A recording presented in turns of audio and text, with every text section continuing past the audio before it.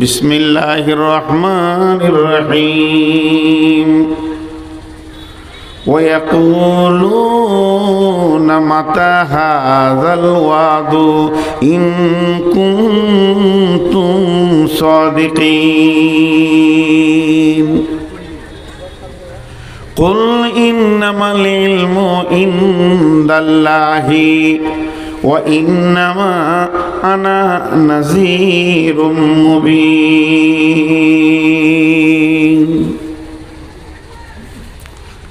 কাফেরেরা বলতো, মুশরিকেরা বলতো, হে নবী তুমি বলে দাও, হে নবী তুমি বলে দাও ওই কিয়ামতের দিনটা কবে হবে বলো।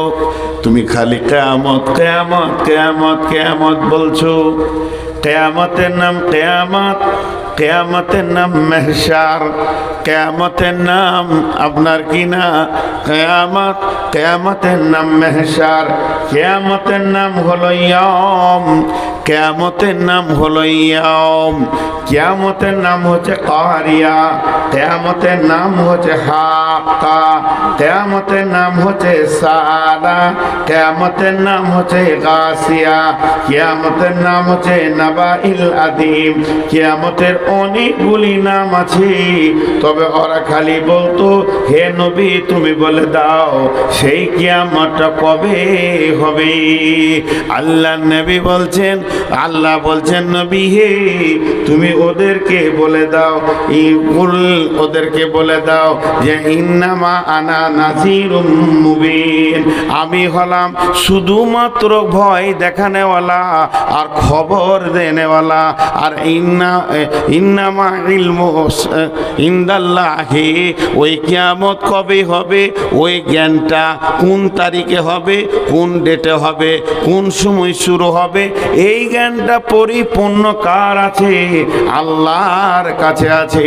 ও ইন্নামা আনা নাযীরুম মুবিন, আমি তোমাদেরকে শুধু প্রকাশ্যে ভয় দেখাতে এসেছি। জি আবার আল্লাহ দেখেন সূরা নাজিয়ার মধ্যে বলছে وأما من خاف مقام ربه ونهى النفس عن الهوى فإن الجنة هي المأوى يسألونك عن الساعة أيان مرساها فيما أنت من ذكراها إلى ربك منتهاها। ওরা প্রশ্ন করে ওয়াসআলুনাকা আনিস সাআতি আইয়ানা মুরসাহা, কিয়ামতের নাম সাআত, সেই সাআত কখন হবে, কিয়ামত কখন হবে? আল্লাহ বলছেন হে নবী তুমি বলে দাও ইন্নামাল ইলমু ইনদাল্লাহি, সেই ইলমটা আছে কার কাছে? ওটা আছে আল্লাহর কাছে। আমি তোমাদের কাছে মাত্র ভয় দেখাতে এসেছি। আল্লাহ তাবারাক ওয়া তাআলা বলছেন ইয়াসআলুনাকা আনিস সাআতি আইয়ানা মুরসাহা, তারা নবীকে প্রশ্ন করছে ওই দিনটা কবে সংঘটিত হবে যেদিন আমি বিপদে পড়ব। হে নবী তুমি বলছো তো বিপদে পড়ব, বারবার কথা তো বলছো ঠিক আছে, কিন্তু আল্লাহ বলছেন ফীমা আনতা মিন যিকরাহা, এইটা কেমন করে তুমি জিকির করছো, আমাদেরকে বারবার তুমি বলছো এই আলোচনা সম্পর্কে, তবে বলো ওটা কবে হবে?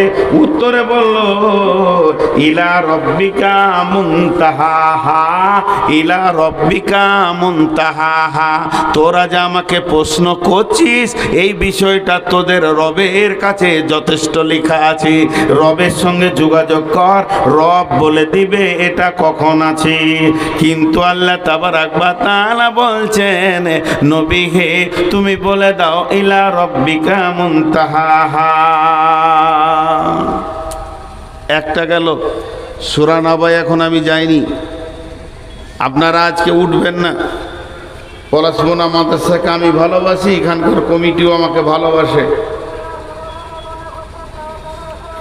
আরে আমি বাকি আছি যাব, এই মাইকলা, আমি বক্তা বাকি আছি, 1 কেজি কাঁচা মাংস আর 1 কেজি রান্না নিব, যাব মাইক ছেড়ে? মারার কেউ নাই, ওখানে বসে আছু। অমন ভেজাল করছে দেখো দেখি। তো কিছু মজার জিনিস এখানে। আপনারা আমাকে মাত্র 10 মিনিট থেকে 15 মিনিট দেন কষ্ট করে, আমি ভূমিকাটা গুছাই, তারপরে নিজে আমি বলবো উঠে যান। মা বোনদেরকে বলছি, আপনারা আমার বেটি, আমি আপনাদের আব্বা, তো আজকের জন্য 10টা মিনিট আপনারা টাইম দেন, আমি এই চারিদিকের কথাটা একমুখী করি এতক্ষণ পর্যন্ত। আর যেটি দাঁড়িয়ে আছেন, তোদের খুঁড়ে পা দিয়ে বলছি বস, তোদের পা নাই, তোরা পশু, তোদের খুঁড়ে পা দিয়ে বলছি বস। মানুষ লয়, সব ছাগলের মতো দাঁড়িয়ে আছে। তো ইলা রব্বিকা মুনতাহাহা, ওই কিয়ামত কবে হবে এটা তো রবের কাছে আছে। এবার মজার কথাটা কি, কিয়ামতটা কত দূরে আছে? কিয়ামত কত দূরে আছে? গাজলে যখন আপনি যাবেন তো ওখানে একটা টোল প্লাজা আছে, টোল প্লাজা পার হয়ে আপনার পাশে লোকটা বসে আছে, নতুন লোক, কুচবিহার থেকে আসছে, ও যাবে কোথা না, যাবে কলকাতা। ও এদিকে জীবনে আসেনি, তা বাসের সিটে দুজন আরাম করে বসে আছে, তো মাঝে মাঝে খালি জিজ্ঞেস করছে, কাকু কে, কলকাতার কত দূর? তো ও রেগে গেছে, বলছি তুই দেখে লিগা, নেমে যা, এটাই কলকাতা, নেমে যা, যা যা। খালি রাস্তায় ঘন ঘন শুধাইছে, 10 কিলোমিটার যেছে না যেছে শুধিছে, কাকু আর কলকাতা কত দূর? পিছনে একটা আমার মতো লোক বসেছিল, টেঁড়া লোক, মানে অল্প কথায় বেশি বুঝে, রাগ বেশি। ও তখন উঠে যে বলছে, তোর চোখ আছে, দেখেলে কলকাতা কত দূর? চোখ আছে না, এগুলো ঢালা মাটি। চোখ যদি থাকে তো তুই কলকাতা দেখেলে কত দূরে? কাকা শুধিতে হবে না কেন? ই তখন জানে লম্বা করে নিঃশ্বাস নিয়ে এক পাশে বসলো, ঢালা। এদেরকে জিজ্ঞেস করাই ভুল হচ্ছে, কোন মানুষেরা? তো এবার ও চোখটা দিয়েছে। আমরা একটা মান্ত্রিক বই পড়েছিলাম, মান্ত্রিক মানে কথা বলা শিখার বই, ওগুলো লজিকেশন বই, ওইসব বইগুলো বেশি পড়ে উকিলরা। হাজি, প্রাণ নাই কথা বলে কে? প্রাণ নাই, জান নাই, মুখ নাই, জিভ নাই, দাঁত নাই, চোখ নাই, কান নাই, কথা বলে কে? নীরব বন্ধু, চুপ থাকে, অথচ আপনার বন্ধু আপনাকে হাসাবে, আপনাকে কাঁদাবে, আপনাকে বুদ্ধি দেবে, যুক্তি দেবে, কে? প্রাণ নাই, বহুত কথা বলে, হাসাবে, কাঁদাবে, বুদ্ধি দেবে, যুক্তি দেবে, তার নাম বই। কিছু সাউন্ড আছে বুঝে নিতে হয়, যে হাসছে, এই যে পর্দা দেওয়া আছে, আমরা কেউ দেখতে পেছি না, পেছনে 3 জন হাসছে, খিল খিল খিল খিল করে হাসছে, আর সাউন্ডটা আসছে। ওরা দুঃখে আছে না আনন্দে আছে? আনন্দে আছে, আমরা বুঝতে পারছি একটা জিনিস, ওরা আনন্দে আছে, হাসছে। আবার আমি বাসে চেপে যাচ্ছি, দেখছি রাস্তার ধারে 10-15টা ছেলে মেয়ে কান্নাকাটি করছে, দুঃখে আছে, জানাজার খাট আছে, কিছু দেখে কিছু বুঝে নিতে হয়। বন্ধু আমার, যখন ওই ছেলেটাকে জোরে ধমকি দেওয়া হলো, চোখ থাকে তা দেখে এলে, সঙ্গে সঙ্গে ছেলেটা জানলার দিকে মুখটা এমনি করে বলছে, এরা বাজে লোক, আর কথা বলবো না। আর যখনই আলমপুর পার হচ্ছে, বিরাট বড় মাইলস্টোনে লেখা রয়েছে কলকাতা 482 কিলোমিটার, বুঝে নিলে আর জিজ্ঞেস করার দরকার নাই। তাহলে চোখ যদি থাকে, কলকাতা যাওয়া পর্যন্ত আমি আর কত দূরে আছি কাউকে শুধুতে হবে না। আল্লাহ নবী বলছেন, আমি বলতে চাইছি, এই রোডটা, এই হাইওয়ে রোডটা যে ইঞ্জিনিয়ারকে আর যে কন্ট্রাক্টরকে টেন্ডার দেওয়া হয়েছে শুধু রোড বানানোর জন্য নয়, একদিকে রোড বানাবে, একদিকে রোডকে চকচকে করবে, আবার রোডে দাগ দেবে, কোন জায়গায় ব্যাংক আছে ওটা লিখতে হবে, সেই সাথে বোর্ডে লিখতে হবে কোথায় পেট্রোল পাম্প আছে, কোথায় গ্যারেজ আছে, আর কত দূরে গন্তব্যগুলো আছে, এগুলোও ইঞ্জিনিয়ারকে মেপে মেপে ফিতে ধরে লিখতে হবে। এতগুলো দায়িত্ব দেওয়া আছে। তো যে নবী পৃথিবীতে এসেছিলেন ওই নবীকে যে রোডের টেন্ডারটা দেওয়া হয়েছিল, যে দুনিয়ার মানুষ দুনিয়া থেকে এই দুনিয়ার মানুষ দুনিয়া থেকে কিয়ামতের ভিতর দিয়ে জান্নাতে পৌঁছাবে, রোডটা কত কিলোমিটার হবে আর কত দূরে ওরা আছে বুঝবে কি করে? হে নবী, এগুলো তুমি টেন্ডার লাও, ওরা রাস্তাতে বোর্ড দেখবে আর বলে দেবে কিয়ামত কত দূরে আছে, কিয়ামত কত দূরে আছে। আমাদেরকে একটা ভয়ানক জায়গা পার হতে হবে, কবর থেকে কিয়ামত। আর জান্নাতের চৌকাটা যেই পেরিয়ে গেল, এবার জোরে শ্বাস নিলেন, বেঁচে গেলাম, কামিয়াব কামিয়াব। এর নাম কামিয়াব। এবার আল্লাহ রসুল কেমন করে মাইল স্টোন লাগিয়েছে দেখেন। এই মাইল স্টোনটা আপনাকে দেখাচ্ছি, কিয়ামতটা কত দূরে। এইখানে যে লোকটা একদিন মাদ্রাসা যায়নি ওই লোকটা বলে দেবে আর কদিন। আমি যখন এই স্টোন বলে দেবো তখন ওই লোকটা বলে দেবে। আমার বাচ্চা মেয়েটাকে নিয়ে একবার বাংলাদেশে গিয়েছি, তো ফ্যামিলি নিয়ে গেছিলাম আমরা, স্বামী স্ত্রী মেয়েটা নিয়ে তিনজন। তখন ওর বয়স 3 বছর, 4 বছর 5 বছর বয়স, 5 বছর হবে। তো বর্ডারের ওকে ভোগ লেগেছে, ঢুকে খালি বারবার জিজ্ঞেস করছে আব্বার কত দূর, আমি যার বাড়ি যাবার কত দূর।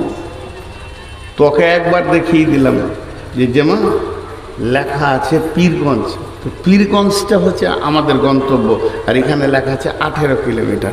ওইটা উল্টার দিকে খালি গুনো তুমি, 18 পর 17, তারপর হবে 16, তারপর হবে 15। যখন 0 হয়ে যাবে আমরা পৌঁছে যাব। ছোট ছেলে তো মোটরসাইকেলের সামনে বসেছে, আমার স্ত্রীকে পেছনে নিয়েছি, আমি চালিয়ে যাচ্ছি। 2টো মোটরসাইকেল এনেছিল ওরা দুজন, আর একটা তো ওরা দুজন যাচ্ছে। তো ওর ধ্যানটা ওই দিকে পড়ে গেল যে আমি কাছাচ্ছি ওই জায়গায়। আল্লাহ নবী বলছেন খামসা আসারা খাসলাতান মিন উম্মতি, খামসা আসারা খাসলাতান মিন উম্মতি, আমার উম্মতের ভিতরে, নবীজি বলেননি ও নন মুসলিমের ভিতরে, নবীজি বলেননি ইহুদির ভিতরে, নাসারার ভিতরে, মাজুসির ভিতরে, নবীজি বলেননি অন্য কোনো জাতিকে টার্গেট করেননি। এই ভাষাটাই বলেছেন খামসা আসারা খাসলাতান মিন উম্মতি, আমার উম্মতের ভিতরে আমাকে যারা নবী বলে মেনে নিয়েছে, আল্লাহকে যারা রব বলে মেনে নিয়েছে, দিনকে যারা ইসলাম বলে মেনে নিয়েছে, এই রকম পরিষ্কার পরিচ্ছন্ন জ্ঞানী ব্যক্তিরা যখন 15টা জিনিস তাদের ভিতর থেকে পাওয়া যাবে, তাদের কাছ থেকে পাওয়া যাবে, তারা 15টা কাজ করবে। তো জেনে নাও কিয়ামত এসে গেছে। এসে গেছে মানে কত দূরে? কিয়ামত ওল্ড মালদাতে পৌঁছে গেছে। লাল সিগন্যাল রয়েছে, ওটা সবুজ হয়ে যাবে মালদা ঢুকতে যতক্ষণ লাগে, কিংবা ওদিকে গৌড় মালদাতে এসেছে, লাল হয়ে আছে সিগন্যাল, এবার খালি সবুজ করে দিবে। শতাব্দী গণদেবতা দ্রুত ঢুকে যাবে, মিনিটে ঢুকে যাবে। তার মানে পৃথিবীর এক প্রান্তে দাঁড়িয়ে আছে, শুধু লাল হতে বাকি আছে, সবুজ হতে বাকি আছে। সেই 15টা কি?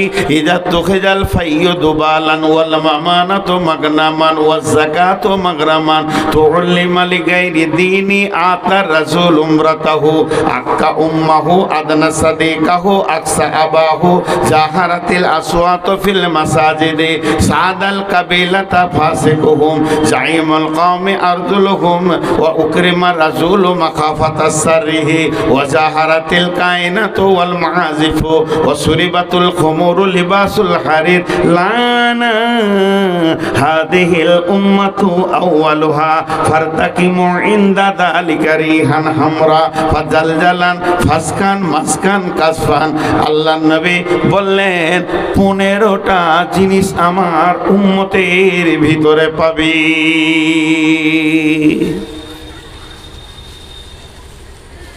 সকল একবার মহব্বতের সঙ্গে বলি, আল্লাহ আজকে আমাদেরকে ওয়াজ শোনার এবার মানসিকতার স্থিরতা দিয়েছে, নারী পুরুষ সবাই একবার মহব্বতের সঙ্গে বলি আলহামদুলিল্লাহ। এবং ধ্যান দিয়ে শুনেন, কিয়ামতটা কত দূর আপনি বুঝে নেবেন। এর জন্য আপনাকে বলে বেড়াতে হবে না, বলে বেড়াতে হবে না।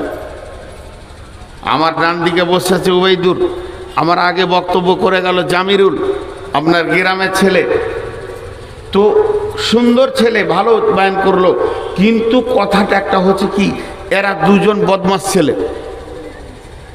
আমি বদমাস বলছি কেন, একটা উদাহরণ দেওয়ার জন্যে। আল্লাহ নবী বলছেন আয়াতুল মুনাফিকি সালাসাতুন, আয়াতুল মুনাফিকি সালাসাতুন, মুনাফিকদের আলামত হলো 3টা। ইজা হাদ্দাসা কাযাবা, ইজা তুমিনা খানা, ওয়া ইজা ওয়াদা আখলাফা, যখন কোনো ওয়াদা করবে খিলাফ করবে, আমানত দিলে খেয়ানত করবে, মিথ্যা কথা বলবে, কথা বলবে তো মিথ্যা কথা বলবে। এরা হলো মুনাফিক। উবাইদুর সকাল থেকে সন্ধ্যা পর্যন্ত আমার সঙ্গে 10টা মিথ্যা কথা বলেছে, প্রত্যক্ষ প্রমাণ। তারপরে ওকে আমি 20,000 টাকা আমানত দিয়েছিলাম, খেয়ানত হয়ে গেছে। বলছে হুজুর টাকাটা রেখে চলে গেছেন, খরচা করে দিয়েছি। ওই টাকা খরচা করা যাবে না। 5টা 100 টাকা নোট বের করে একটা 500 টাকা ভরা যাবে না, ওই টাকাটাই রাখতে হবে। খিয়ানত করেছে, তাহলে 2টো জিনিস পাওয়া গেল। 3 নম্বর, আমানত খিয়ানত করলো, ওয়াদা খিলাফ করলো। আমার সঙ্গে 25 বার ওয়াদা খিলাফ করেছে। তাহলে মুনাফিকের সমস্ত আলামতগুলো এর ভিতরে পাওয়া গেল। এখন আমি জামিরুলকে ডেকে বলছি উবাইদুর মুনাফিক। আমি তিনটে হাদিসের সঙ্গে মিলিয়ে দেব। বন্ধুরে আমার, এর জন্য হাদিসটা বায়ান হয়নি যে আমি ওকে মুনাফিক বলবো। তবে আলামতগুলো রসুল বললেন কেন, বললেন কেন?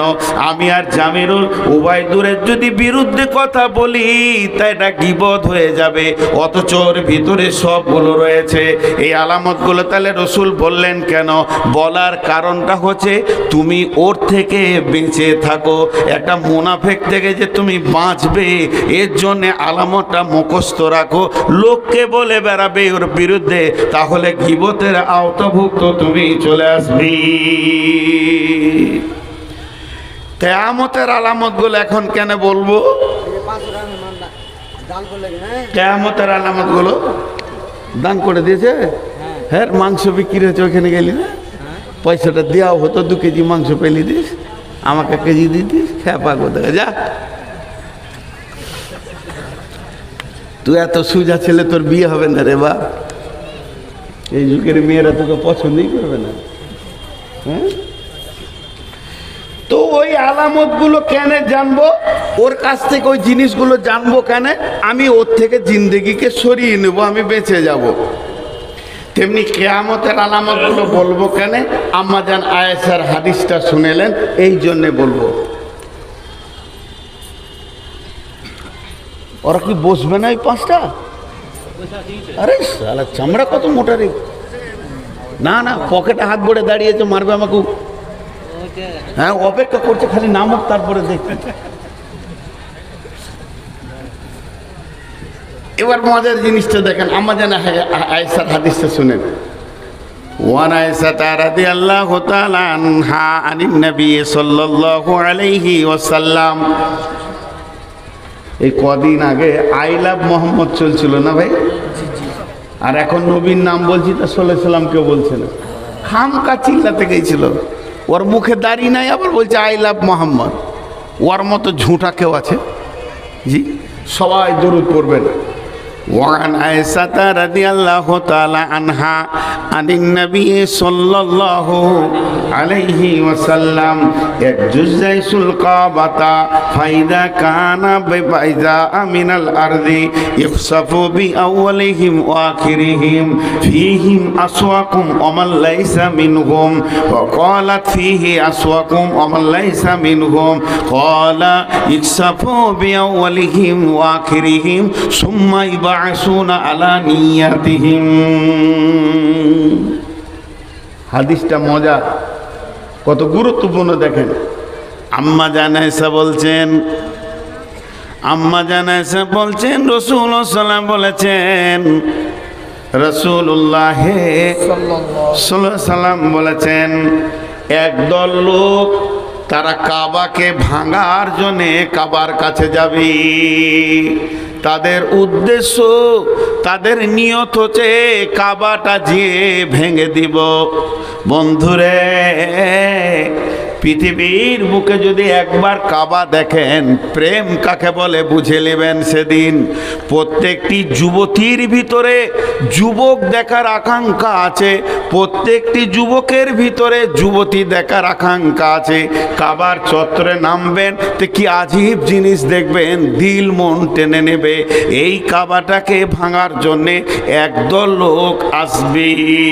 তারা চলতে চলতে যখন কাবার কাছাকাছি পৌঁছাবে, আর সামান্য রাস্তা আছে, সকালে উঠে এই কাবা ভাঙতে লাগবো। এই নিয়তে তারা ওইখানে তাঁবুগুলোকে খাটিয়ে নেবে, তাঁবুগুলোকে রেডি করে সবাই রাত্রিতে ঘুমিয়ে যাবে। যতগুলো লোক গিয়েছে সকালের নিয়ত হচ্ছে সকালে উঠে কাবাটাকে ভেঙে মাটির সঙ্গে মিশিয়ে দেব। কিন্তু আল্লাহর নবী বলছেন, ইকসাফু বিআউয়ালিহিম ওয়া আখিরিহিম, ওই দিন রাতে একটা ভূমিকম্প হবে, এত ভয়ানক ভূমিকম্প হবে যে ওই এলাকার সব লোক মারা যাবে। ওরা তো মরবে, আরো অন্যজন মারা যাবে। হলাত আল্লাহ রসুলকে প্রশ্ন করলে ফেলেন, কে? আম্মা জান আয়েশা, ইয়া রাসূলুল্লাহ কাইফা ইকসাফু বিআউয়ালিহিম ওয়া আখিরিহিম ফীহিম আসওয়াকুম ওয়া মান লাইসা মিনহুম, কেমন করে সবাই মরবে আমি বুঝতে পারছি না। আসবে হয়তো 10, 20, 50 হাজার লোক তারা কাবা ভাঙার জন্যে, কিন্তু ওই এলাকাতে অনেক লোক আছে এশা পরে শুয়েছে ফজরের পড়ার নিয়তে, কেউ শুয়েছে তাহাজ্জুদ পড়ার নিয়তে, কেউ শুয়েছে সকালে উঠে বাজারে যাব, হাটে যাব, ঘাটে যাব, নানা রকম নিয়তের মানুষ শুয়েছে। আর আপনি বললেন সব মারা যাবে, এটা কেমন করে? নবীজি উত্তর দিলেন, ইকসাফু বিআউয়ালিহিম ওয়া আখিরিহিম, রে আয়েশা সবাই মারা যাবে, সুম্মা ইবআসুনা আলা নিয়াতিহিম, কিন্তু কিয়ামতের দিন নিয়তের বিভাজন হবে। এটা কেমন? একটা উদাহরণ দিব। শামসিতে এসে কুমারগঞ্জে আপনাদের ট্রেন লাগছে, লোকাল ট্রেন একটা, সবাই মালদার প্ল্যাটফর্মে নামলে ওই একই ট্রেনের লোক একটা চায়ের দোকানে ঢুকে বিভিন্ন জায়গা চলে যাবে। এর মধ্যে চোর আছে, পকেটমার আছে, 5টা আসামি আছে, তাদেরকে পুলিশ বেঁধে তুলেছে। তো যেমন কাজ সেই জায়গায় পৌঁছাবে। কারো বাজারে কাজ, মার্কেটে কাজ, হোলসেল দোকানে কাজ, রিটেল দোকানে কাজ, যার যেমন কাজ সে সেই দিকে দৌড়বে। কেউ বেড়াতে যাচ্ছে, কেউ শ্বশুর বাড়ি যাচ্ছে, কেউ নানার বাড়ি যাচ্ছে, কেউ বাস স্ট্যান্ডে যাবে, যার যেমন কাজ সেই রকম। ট্রেন এলে কিন্তু সবটিকে গুটিয়ে নিয়ে যাবে যেটি প্ল্যাটফর্মে দাঁড়িয়ে আছে, কিন্তু কাজ বিভিন্ন। তো ওই ভূমিকম্প, ঝড়, বড় বড় মহামারী, সাইক্লোন যেগুলো পৃথিবীতে হয়, এগুলো যখন পৃথিবীতে আসবে, ট্রেনের মতো ইমানদার, বেঈমান, লুচ্চা, দাগাবাজ, লাফাঙ্গার, তাহাজ্জুদ পড়নেওয়ালা, আলেম, মৌলানা, মুফতি, ওলি, দরবেশ, গাউস, কুতুব সবগুলোকে একসাথে নিয়ে চলে যাবে। আর কিয়ামত নামে প্ল্যাটফর্মে যখন সবাই পৌঁছাবে, এই ঝড়ের ট্রেনে, এই ভূমিকম্পর ট্রেনে যে ওখানে যখন পৌঁছাবে, আল্লাহর নবী বলছেন, সুম্মা ইউবাসুনা আলা নিয়াতিহিম, তাদের দিলের নিয়ত যেমন ছিল, যেমন কাজ ছিল, ওই রকম জান্নাত আর জাহান্নামের রাস্তা বিভাজন হয়ে যাবে। জি, তখন ভাগ হয়ে যাবে, ভাগ এখন আর নয়। চিন্তা করেন তাহলে কিয়ামতের আলামত কি? প্রথম নম্বরটা বাদ দিয়ে বলবো, 26 সালে ইলেকশন হতে ভেজাল লেগে যাবে। হ্যাঁ, প্রথম নম্বরটা বলবো, সব লোক চুপ করে আছে। আল্লাহ নবী বলছেন, ইজা তুখিজাল ফাইয়ুদু বালান, ইজা তুখিজাল ফাইয়ুদু বালান, জনসাধারণের মাল মিম্বার প্রধানে লুটে খাবে। জনসাধারণের মাল মিম্বার প্রধানে লুটে খাবে। এখন একবার প্রধান হওয়া মানে 14 গোষ্ঠী শুকে যাওয়া। 3 দিন আগে খেতে পেছিল না, রাস্তায় ডালি নিয়ে ঘুরছিল, প্রধান হয়ে গেল তো সামনে কে আর দাঁড়ায়? আপনাদের এলাকায় কেমন আছে জানি না, সারা পৃথিবীতে এমন একটা জিনিস চলে এসেছে, বিশেষ করে ভারতবর্ষে, তার থেকে বেশি পশ্চিমবঙ্গে আল্লাহ নবীর আলামত মিলে যাচ্ছে। ইজা তুখিজাল ফাইয়ুদু বালান, জনসাধারণের মাল নেতারা লুটে লুটে লুটে খাবে। ইন্দ্রাবাসের টাকা, সড়ক যোজনার টাকা, আর কিছু টাকা যতগুলো বরাদ্দ হবে একদম কেন্দ্রে, সেইগুলো আপনার মেম্বার আর প্রধান যারা আছে, যারা নেতা হবে, নেতারা লুটে লুটে খাবে আর আনন্দ করবে। ভাববে না যে আমি পরের মালকে লুটে খেয়েছি। হাজি ভাই, এইটা প্রথম বললেন কেন আল্লাহ রাসূল? নেতাদেরকে প্রথম ধরলে কেন? এই যে বাঁশের খুঁটা, এখানে একটা মজবুত করে গেড়ে দেন, মজবুত করে খুঁটা গেড়ে দেন, আর তাকে সিলিয়ে দেন যেন হিলাতে কেউ না পারে। ওইটাতে একটা ছাগল বেঁধে দেন কাবু, ভেড়া বেঁধে দেন কাবু, গরু বেঁধে দেন কাবু, গাধা বেঁধে দেন কাবু, ঘোড়াকে বেঁধে দেন কাবু, সবাই কাবু থাকবে খুঁটা মজবুত থাকলে। আর খুঁটাতে যদি লড়বড়ে হয়, পাঁকে গেড়ে দেন, ওতে ছাগল দেন আর ভেড়া দেন, আপনি কিছুক্ষণ পর দেখবেন লোকের জমিতে ও সর্ষের ভুঁইয়ে নেমে নষ্ট করছে। কথাটা বোঝাতে পারলাম? জি। তো নেতা যদি মজবুত ইমানদার হয় তো এলাকার লোক কাবু থাকবে, আর নেতা যদি নিজে চোর হয় তাহলে চোরদের আরো ক্ষমতা বেড়ে যাবে, দেশে অশান্তি আসবে। এর জন্য নেতাদেরকে প্রথম ধরে বলেছেন। ভাইরা আমার, একটুকু কম্প্রোমাইজেশন করেন। দেয়ালে যদি একটা দাগ আমি বোর্ডে টেনে দিই, লম্বা করে একটা বোর্ডে দাগ টেনে দিলাম, আপনাকে জিজ্ঞেস করছি দাগটা ছোট না বড়, কিছু বলতে পারবেন? বলতে পারবেন? পারবেন না। পাশে আর একটা দাগ টানবো, তবেই ছোট না বড় বলা যাবে। আল্লাহ নবী তিনার 23 বছরে যে মিশনটা চলেছিল, 23 বছরের যে কলেজটা তিনি চালিয়েছিলেন, তিনার আঙুলের ইশারায় 23 বছরের মিশনের 1.5 থেকে 1.5 লক্ষ শিষ্য পাস করে এসছে সেখান থেকে। তারা কেউ ডক্টরেট লয়, কেউ ডাক্তার লয়, কেউ MBBS লয়, FRCS লয়, কিন্তু তারা পৃথিবীর পূর্ণাঙ্গ মানুষে পৌঁছেছিলেন। তার মধ্যে একটা লোকের কথা তুলে ধরছি, সেই লোকটাকে হযরতে উমর রাদিয়াল্লাহু তাআলা আনহু। হযরতে উমর একদিন জেরুজালেম যাবে, উনি কয়েকটা সৈন্যকে জেরুজালেমে পাঠিয়ে দিয়েছেন, তোমরা যাও ওখানে ইসলামের দাওয়াত পৌঁছে দাও। জেরুজালেমে যে আছে তদানীন্তনকালে যিনি ছিলেন একজন পাদ্রী, একজন পোপ, তিনি একজন বিরাট গির্জার পোপ। ও দেখলেন আমিরুল মুমিনিন উমরের লোক এখানে পৌঁছে গেছে, তাহলে কি করা যায়? আমি তো ওর সঙ্গে লড়াই করে পারবো না।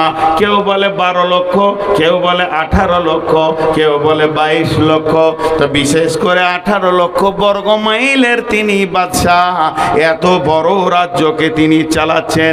সেই ওমর, ওর কত সৈন্য আছে, আমি লড়াই করে পারবো না, ওর সঙ্গে একটা সমঝোতা করব, আপোষ করে নিব, নিজেদের মধ্যে একটা সন্ধি করে নিব। হযরত উমরকে পত্রের মাধ্যম দিয়ে দাওয়াত দিয়ে পাঠালেন। জেরুজালেম থেকে একজন পত্র বাহক এই পত্র নিয়ে জেরুজালেম থেকে যাচ্ছেন আমিরুল মুমিনিন উমরের কাছে। তিনি শুয়ে আছেন মসজিদে। এমন সময় গিয়ে বলছেন, আদব নেবেন জাহাপনা। উঠে দেখলেন এ তো সালাম দিবে না, এ তো ইহুদ নাসারা। তখন বলে, কি হলো বাবু?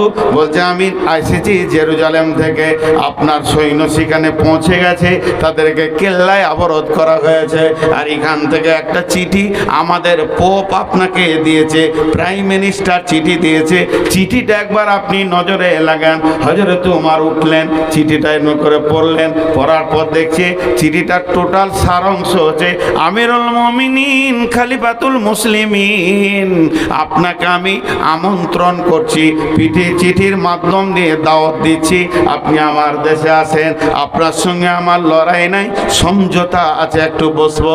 হযরত ওমর বললেন, আসলামাটা ছিলেন রাজকোষাগার থেকে ওনাকে খাদিম দেওয়া হয়েছিল, উনি একটা রাষ্ট্রপ্রধান হিসেবে, খলিফা হিসেবে।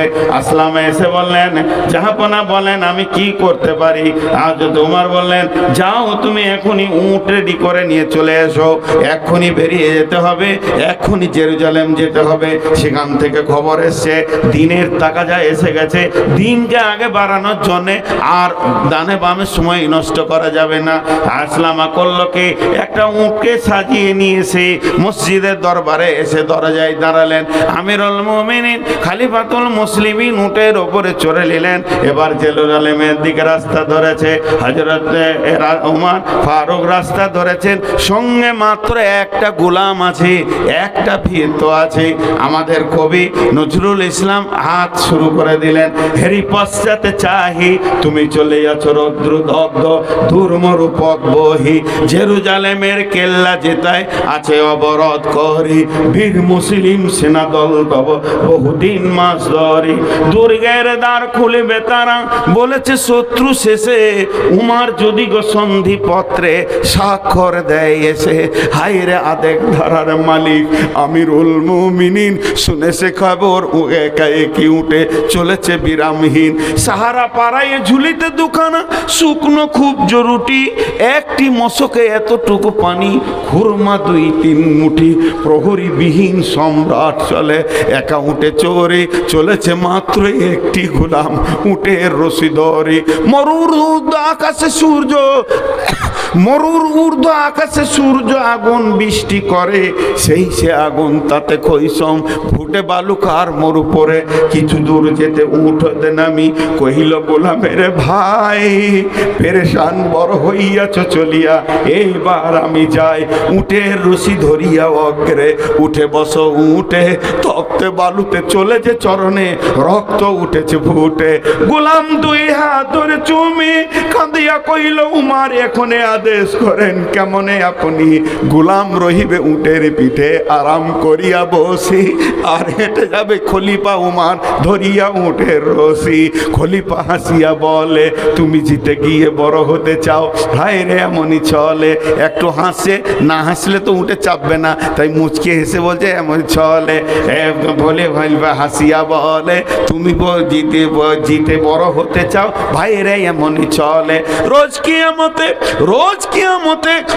কিয়ামতে আল্লাহ যেদিন বলিবে উমার রে, করিনি খলিফা মুসলিম জাহানের তরে, সুখ তরে তোরে কি জবাব দিব, কি করিয়া মুখ দেখাবো রসুলের ভাই, আমি তোমাদের প্রতিনিধি মাত্র, মোর অধিকার নাই, আরামে সুখের মানুষ হইয়া মানুষের নিবে সেবা, আরামে সুখের মানুষ হইয়া মানুষের নিবে সেবা, ইসলাম বলে সকল বলে সমান, কে বড় ক্ষুদ্র কে বা। গোলাম চড়িল উটের পিঠে, গোলাম চড়িল উটের পিঠে, উমার ধরিল রশি, মানুষে স্বর্গে তুলিয়া ধরিয়া ধুলায় নামিল শশী। অনেক বড় কবিতা। এই পালা করবে চলছে চলছে চলছে, একবার গোলাম, একবার উমার, একবার গোলাম, একবার আমিরুল মুমিনিন, একবার গোলাম। যেতে যেতে এবার জর্ডান নদীটা পার হবে। আর জর্ডান নদীটা যখনই পার হয়ে যাবে জেরুজালেম ঢুকে যাবে। জেরুজালেমের জিরিমি প্রাইম মিনিস্টার খবর পেয়ে গেছে আমার দেশে উমার আসছে। সে দূতের মাধ্যমে খবর পেয়ে উমার আসছে, 18 লক্ষ বর্গ মাইলের বাদশা আসছে। আমি ছোট একটা দেশের মালিক, সে 18 লক্ষ বর্গ মাইলের মালিক। কোম্পানি মেজরকে রেডি করে দিল, যাও বর্ডারে তোমরা স্যালুট দেবে এবং আদব দিয়ে সম্মানের সঙ্গে গির্জাতে নিয়ে আসবে। কোম্পানি মেজর দাঁড়িয়ে আছে সৈন্য সামন্ত নিয়ে, এবারে স্যালুট মেরে বলছেন আদব নেবেন যাবো না। আমিরুল মুমিনিন খলিফাতুল মুসলিমিন, আপনি আমাদের দেশে আসার জন্য আমরা ধন্য হয়েছি। তখন আসলাম আর পালা পড়ে গেছে, উটের উপরে থাকবে আর গালা উটের লাগাম ধরে ঢাকবে। হযরত উমর আসলাম উপর থেকে বলছে, হ্যাঁ ভাই আমার, আমাকে কেউ স্যালুট দেবেন না, দেবেন না, এটা ভুল করছেন। আমি তো আমিরুল মুমিনিন নয়, আপনারা ভুল দেখছেন। আমি হলাম আমিরুল মুমিনিনের খাদেম, যিনি লাগাম ধরে ঢাকছেন উনি হলেন আমিরুল মুমিনিন হযরতে উমর ফারুক রাদিয়াল্লাহু আনহু। সমস্ত সৈন্য হাও হাও করে কেঁদে ফেললো। পৃথিবীতে তো বাদশা দেখেছি, মন্ত্রী দেখেছি, সম্রাট দেখেছি, রাজা দেখেছি, কিন্তু পূর্ণাঙ্গ মানুষ দেখি নাই। আজকে একটা প্রাণ ভরে মানুষ দেখলাম যে তার গোলামকে উঠে চাপিয়ে নিজে লাগাম ধরে হাঁটতে পারে। এটা কে শিক্ষা দিল? হযরত উমর বলেছে, বন্ধু তুমি তো আমাকে দেখে অবাক হচ্ছ, আমাকে দেখে তুমি চোখের পানি চলে এসেছে। তুমি যদি একবার নবী মুহাম্মদকে দেখতে, কলিজা কেটে হাতে দিয়ে দিতে, টের পেতে না সে কোন মানব ছিল। আমি তো তারই তৈরি, আমি তো তার কাছে শিখেছি তাহলে সেই মহামানবটা কেমন ছিল। আরে আমার তারপরে গেল গির্জা ঘরে, আপসের মধ্যে কথা চলতে চলতে উমর একটু সময় দেখলেন জোহরের টাইম হয়ে গেছে, তাহলে করতে হবে কি, এখন আমাকে বাইরে গিয়ে 2 রাকাত নামাজ পড়তে হবে, কসরের 2 রাকাত নামাজ। কত বড় আদব, কত বড় আদব! এই আদবটা ওজন করা যাবে না। পৃথিবীতে কোনো কম্পিউটার আর দাঁড়িয়ে এটা ওজন দিতে পারবে না। হযরত উমর ছোট হয়ে ওই পাদ্রীকে বলছে, ভাই আমাকে 2 মিনিট ছেড়ে দেন, আমাকে কিছুক্ষণ ছেড়ে দেন, আমি একবার কসরের নামাজটা পড়ে আসি। ই তো অবাক! আমাদের দেশে যদি বারাক ওবামা আসে তাহলে আগে হাঁটবে বারাক ওবামা, পেছনে হাঁটবে কে? মোদি। এটা তো নিয়ম নয়। ইসলামের নিয়ম হচ্ছে তুমি যে দেশে চলে যাবে সেই দেশের বাদশা তোমার আমির হয়ে যাবে। আমি 10 দিনের যদি বাংলাদেশ যাই, 10 দিন, এখন ইউনুস আমার আমির হবে।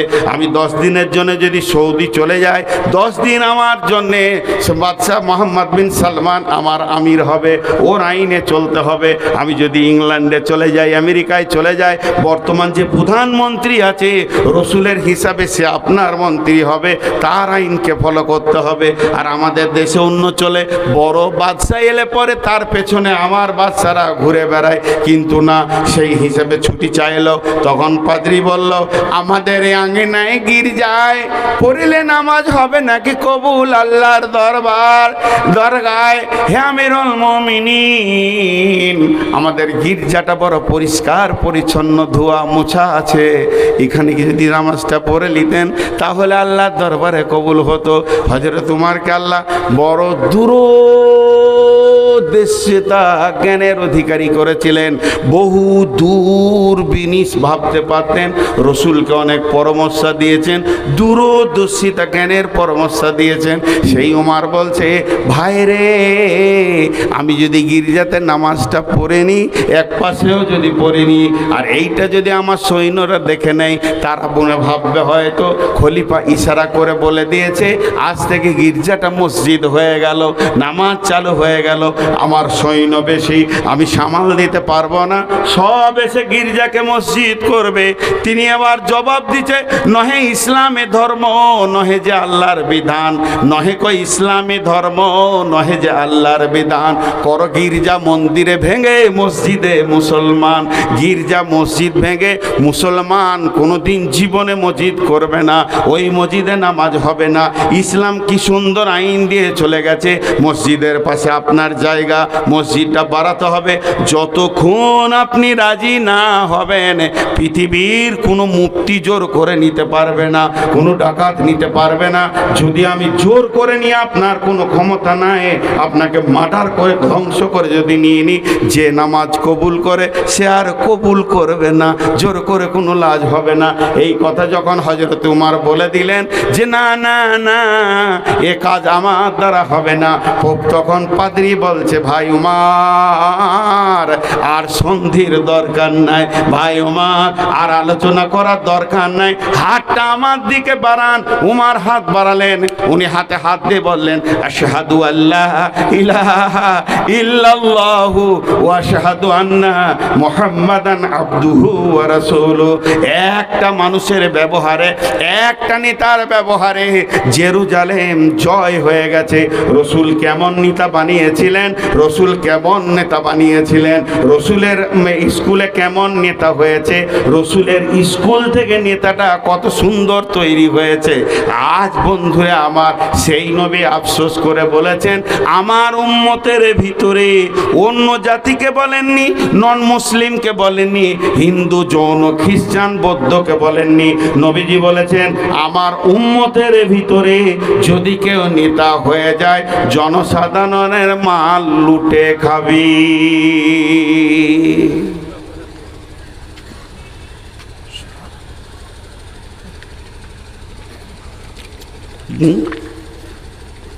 তাহলে দেখেন এখনকার নেতাদের আচরণটা একবার দেখেন তো। হ্যাঁ, আপনার এলাকার পঞ্চায়েতের প্রধান, এলাকার আশেপাশের প্রধান সব ফেরেশতার মতো, এদের কোনো গুনাহই নাই, মাল মারি না। শেষ শেষ। শুধু উমারের কথা দু চারটা যদি বলি তো সময় শেষ, সময় শেষ। হযরত উমারের কথা বলতে গিয়ে আমি নিজেও হারিয়ে যাই যে মানুষটা কেমন ছিল। দূরদর্শিতা জ্ঞানের এত পাণ্ডিত্য ছিলেন উনি। আল্লাহ ওনার জবানের দিকে খেয়াল করে কয়েকটা কোরআনের আয়াত নাজিল করেছেন। এমন মানুষ ছিলেন। আল্লাহ রাসূল ওই জন্যই বলে গেছিলেন, লাউ কানা বাদি নবিয়ান, লাউ কানা বাদি নবিয়ান কানা লাহু উমার।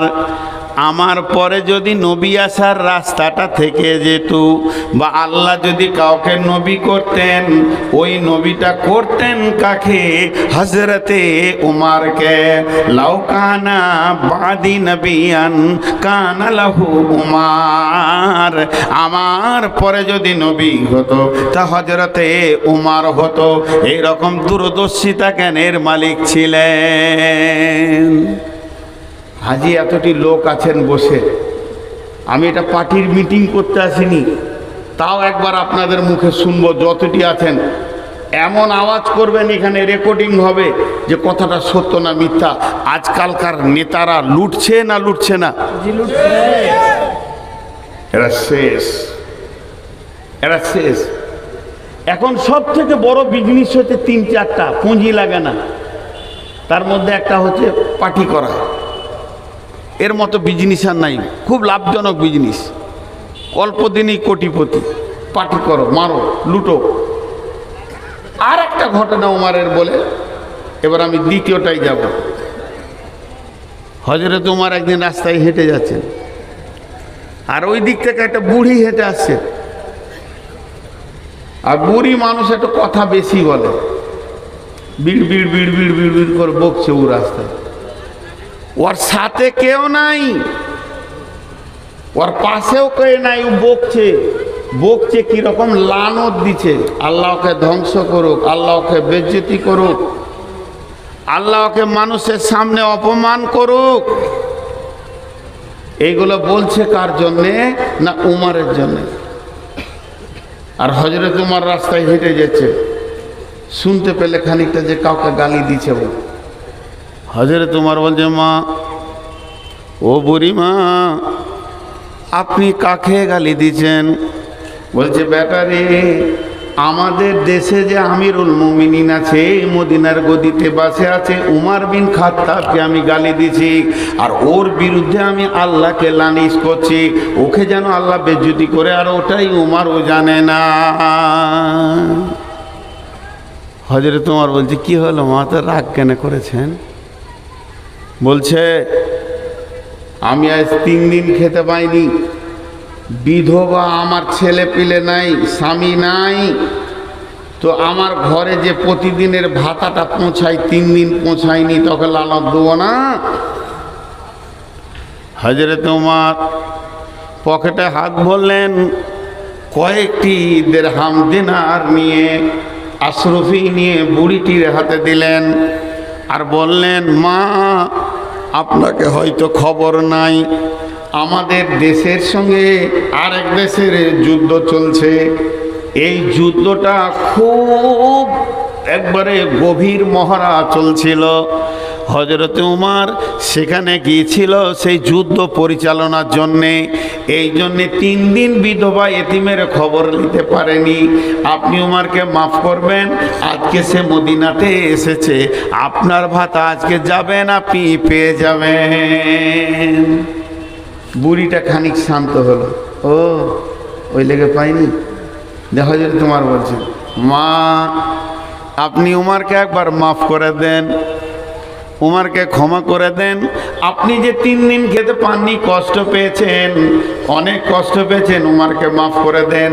তখন হযরত উমর বলছে, বুড়িটা বলছে, বাবা, তুমি তো খুব ভালো ছেলে, তুমি যে আমাকে কত সুন্দর করে কথা বলছো, পয়সা দিয়েছো, তো তোমার তো একটা কথা আমাকে রাখতে হয়, তুমি যখন বলেছো মাফ করে দিতে, আমি মাফ করে দিলাম। উমর বলেন, আলহামদুলিল্লাহ। হযরত উমর 2 পা এগিয়ে গেলেন, বুড়িটাও 2 পা এগিয়ে গেলেন। আবার বুড়িটা ঘরে বলছে, এই বেটা শোন। উমর বলছে, রে বাবা, আবার নতুন কেস এলো নাকি? বলে, রা বাবা শোন। কাছে যখন এলো, বুড়িটা উমরের মাথায় হাত দিয়ে বলছে, বেটা রে, তোর যা ব্যবহার আর তোর যা ভাষা, আমার মন বলছে যে আমিরুল মুমিনিন আছে, ওকে আল্লাহ গদি থেকে সরিয়ে দিয়ে তোকে গদিটা দেখ, তাহলে ভালো হয়। তখন হযরত উমর বলছে, মা, আপনি বিধবা ভাতাটা আনতে যাবেন, গিয়ে দেখবেন আমি ওই জায়গার ওই যে সিংহাসনের একটা খাদিম হিসেবে কাজ করছি, আপনি ওখানে আমাকে দেখতে পাবেন। এই বলে চলে গেলেন। এটা হলো নিতা।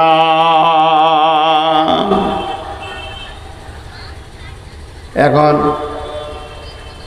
জীর্ণ শীর্ণ কুটিরে একটা লোক পলাশ বোনাতে বাস করে, কি শামসিতে বাস করে, কি গাজলে বাস করে, বুড়ি মেয়ে, স্বামী নাই, ছেলে নাই, মরে গেছে 2টা, বেটিও নাই, কে দেখবে? বয়স 72 হয়ে গেল। আকাশে পানি হচ্ছে, তোর বাড়িতে চু চু করে পানি পড়ছে, কখন এই কোণে কখন এই কোণে করে কাটাচ্ছে। ওর নামে একটা ইন্দিরাবাসের ঘর এসছে, সরকার বরাদ্দ করেছে ওর জন্যে 2,25,000, 2,25,000। প্রধান গিয়েছে ওকে দেখা করতে, যে বুড়ি তো আর এত দূর আসতে পারবে না হেঁটে, কাগজপাতি সব নিয়ে গেছে। দিয়ে হয়েছে, চাচি আছে জি? চাচি? কে বাবা? চশমাটা তুলে বলছে, কে বাবা? বলে, আমি প্রধান গো, আমি প্রধান।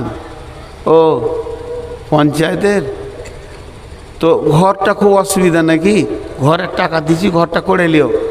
ওর দিলটা বড় হলো, এইরকম প্রধান যেন সারা জীবন থাকে গো। টাকা দিছে, 20 টাকা দিবি বাবা? কয় 20 টাকা? ও 20 টাকা বেশি গুনতে পারে না, 21 গুনতে পারে না, 1 20, 2 20, 5 20তে 100 হলো। তো 20 টাকা দিবি?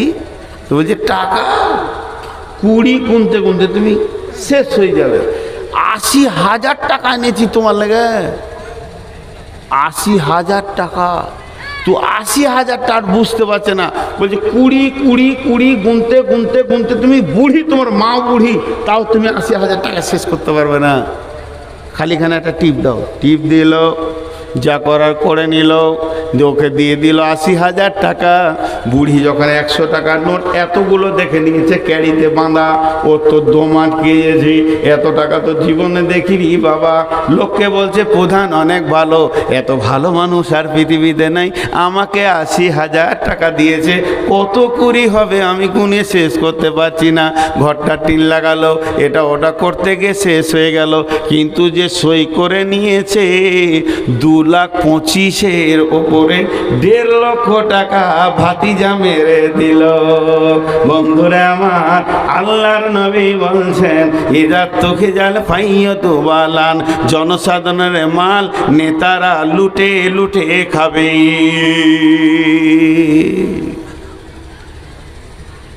আরে ভাই, এগুলো চলছে কি চলছে না? ওয়াল আমানাতু মাগনামান ওয়ানামানাতু মাগনামান, আমানতের খিয়ানতি করবে, আমানতের টাকা এক চান্সে পাওয়া যাবে না। বন্ধুরে, আমি হাজারো লোকের রেফারেন্স দেব, কেউ 1 লাখ পায়, কেউ 5 লাখ পায়, কেউ 7 লাখ পায়, 10 লাখ পায়, 30 লাখ পায়। কাল দিব, কাল দিব, কাল দিব, কাল দিব। 1.5 মাস পেরিয়ে চলে গেছে, 1.5 বছর পেরিয়ে চলে গেছে, 2.5 বছর চলে গেছে, 30 লাখ টাকা একজন তুলতে পারছে না, আর একজন 27 লাখ টাকা তুলতে পারছে না। 8 মাস পার হয়ে গেল, আমানত আর একজনের কাছে 8 লাখ টাকা আছে, প্রতিদিন বলছে কালকে বেলা 12টায় ব্যাংকে লেগে যাবে, কিন্তু আমানতের খিয়ানতি চলছে। ইদা তোকে জাল ফাইয়তু বালান, আমানাত মাগনামান ওয়া যাকাত মাগরামান, যাকাতকে জরিমানা মনে করবে। ওসর ভেতরা যা বের হবে, ধান তুলছে, ধানের ওসর বের হবে, পৌষ মাসে এই বের হবে। আবার আপনার কিনা ধরেলেন সোনা রূপা চাঁদির জাকাত বের হবে রমজান মাসে। জাকাত যখনই দিতে বলা হবে, ওর ভিতরটা একদম কাড়মাড়িয়ে উঠবে, ওরে আল্লাহ এতটি টাকা বেরিয়ে চলে যাবে, জাকাতকে জরিমানা মনে করবি। খালি ভেবে দেখেন,